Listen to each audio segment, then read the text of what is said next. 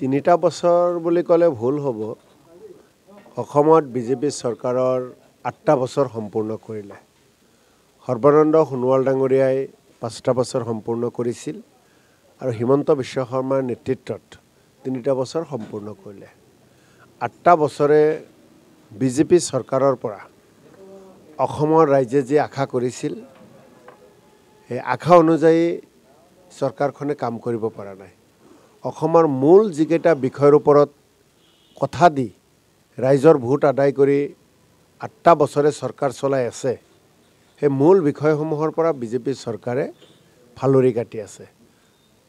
6 জনগোষ্ঠী জনজাতিকৰণৰ কথাই হওক, চাহ শ্ৰমিকৰ মূল্য বৃদ্ধি কৰাৰ কথাই হওক, তেওঁলোকৰ যিটো চাহ শ্ৰমিকৰ দিনৰ কাম কৰাৰ বাবদ যিটো মাননি, সেই মাননি বৃদ্ধি কৰাৰ কথাই কওক, বানপানীমুক্ত অসমৰ কথাই কওক, বানপানীমুক্ত গুৱাহাটী বুলি কথাই কওক, চাকৰি বাকৰি সংস্থাপনৰ কথাই কওক, এনেকৈ যিখিনি মূল বিষয়ৰ ওপৰত তেওঁলোকে মাত মাতিছিল, বিদেশী খেদিম বুলি কৈ বিদেশী আনিলে। গতিকে মই ভাবোঁ যে বিজেপিয়ে মূল ইছ্যুসমূহ যিটো সমস্যা, এই সমস্যা সমাধান কৰাত 100% ব্যৰ্থ হৈছে। তাৰ পৰিৱৰ্তে কেৱল ভোট লাভ কৰিবলৈ এটা সময়তে বিজেপি এজেপিয়ে কংগ্ৰেছৰ আঁঠুৱা কম্বলক বিৰোধিতা কৰি এতিয়া নিজেই এই চৰকাৰখনে হিতাধিকাৰীৰ ক্ষেত্ৰত ভাৰতবৰ্ষৰ সৰ্বশ্ৰেষ্ঠ এখন চৰকাৰ হিচাপে পৰিণত হৈছে, যি চৰকাৰে কেৱল হিতাধিকাৰীসকলৰ ক্ষেত্ৰত গুৰুত্ব আৰোপ কৰে। গতিকে আমি অসমখন আগুৱাই যাবলৈ হ'লে, অসমৰ মানুহৰ মন জয় কৰিবলৈ হ'লে, অসমৰ মানুহৰ সমস্যা সমাধান কৰিবলৈ হ'লে, অসমত বসবাস কৰা দৰিদ্ৰ সীমাৰেখাৰ তলত বসবাস কৰা পৰিয়ালসকলক দৰিদ্ৰতাৰ পৰা মুক্ত কৰিবলৈ হ'লে যিসমূহ পলিচি গ্ৰহণ কৰিব লাগে, এই 8টা বছৰে ৰাজ্য চৰকাৰখনে একো পলিচি নকৰিলে।